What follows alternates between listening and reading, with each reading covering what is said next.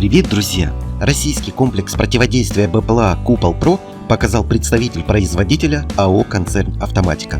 Комплекс «Купол-Про» кругового действия способен работать в 10-частотных диапазонах и подавлять каналы навигации, управления и передачи данных дронов на дальности до 4 км.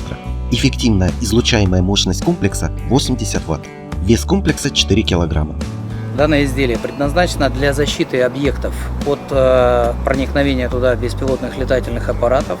Я подчеркну, что любые средства РЭБ работают исключительно с теми дронами, которые имеют в своем составе внешнее управление. При наличии такого канала управления у них появляется ущербность, на которую можно воздействовать путем подавления данных каналов. На этом на сегодня все. Друзья, спасибо за просмотр и помощь каналу. Мы осветим все.